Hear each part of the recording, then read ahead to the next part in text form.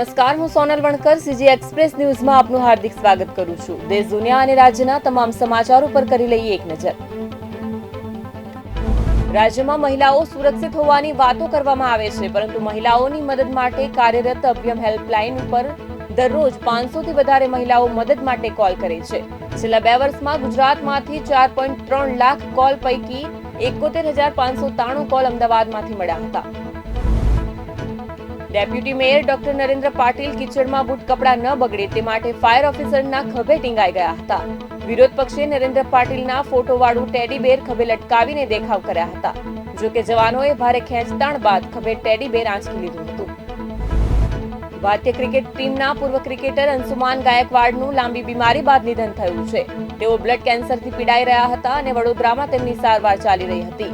ગઈકાલે મોડી રાત્રે 71 વર્ષની વયે તેમણે અંતિમ શ્વાસ લીધા છે।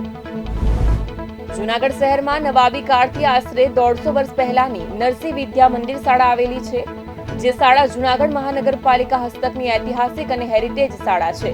આ શાળા છેલ્લા ઘણા સમયથી બંધ હાલતમાં છે, જે અત્યંત જર્જરિત હાલતમાં હોવાના કારણે બંધ રાખવાનો તંત્રએ નિર્ણય લીધો છે।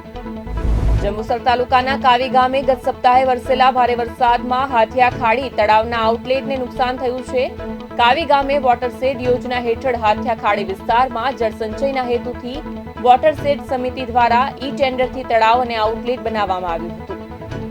રાજ્યમાં ચાંદીપુરા વાયરસનું સંક્રમણ બાળકોમાં પ્રસરી રહ્યું છે, ત્યારે ઉત્તર ગુજરાતમાં હવે પાટણમાં પણ ગ્રામ્ય વિસ્તારમાં 7 વર્ષનો બાળક ચાંદીપુરા વાયરસથી સંક્રમિત થયો છે। જિલ્લામાં આ પ્રથમ કેસ નોંધાયો છે। બાળકની હાલત ગંભીર છે। હાલમાં વેન્ટિલેટર ઉપર સારવાર હેઠળ રાખવામાં આવ્યો છે। જબલપુર ઓર્ડિનન્સ ફેક્ટરીમાંથી કુલ 98 AK-47 ગાયબ થઈ હતી, જેમાંથી માત્ર 21ને જપ્ત કરાય છે। 77 હજુ પણ ગાયબ છે।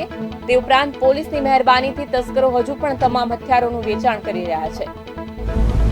કેરળના વાયનાડમાં ભારે વરસાદ બાદ ભૂસ્ખલનમાં મૃત્યુઆંક 270 પર પહોંચી ગયો છે। 130 લોકો હોસ્પિટલમાં છે, જ્યારે 240 થી વધુ લોકો આજે ત્રીજા દિવસે પણ ગુમ છે। હવામાન વિભાગે આજે ફરી વાયનાડમાં વરસાદ માટે રેડ એલર્ટ જાહેર કર્યું છે। અમેરિકાની ચૂંટણીમાં લીડમાં વધારો અને ઘટાડો જારી છે। અમેરિકી પ્રમુખ જો બાઇડનની ચૂંટણી મેદાનમાંથી ખસી જવાની જાહેરાતના 10 દિવસ બાદ કમલા હેરિસે બાજી પલટી નાખી છે। અમેરિકાના 7 મુખ્ય રાજ્યોમાંથી કમલા 4માં રિપબ્લિકન ઉમેદવાર ડોનાલ્ડ ટ્રમ્પથી આગળ છે। ટ્રમ્પ માત્ર 2 રાજ્યોમાં આગળ છે। નિતેશ તિવારીના નિર્દેશનમાં બની રહેલી ફિલ્મ રામાયણના બીજા શેડ્યુલની તડામાર તૈયારીઓ શરૂ થઈ ગઈ છે। રણબીર કપૂર ઓગસ્ટથી ફિલ્મનું શૂટિંગ શરૂ કરવા જઈ રહ્યો છે। આ પૌરાણિક ફિલ્મ માટે 12 ભવ્ય સેટ પણ તૈયાર કરવામાં આવી રહ્યા છે। વધુ અપડેટ માટે જોડાયેલા રહો કનેક્ટ ગુજરાત સાથે। મને રજા આપશો। નમસ્કાર।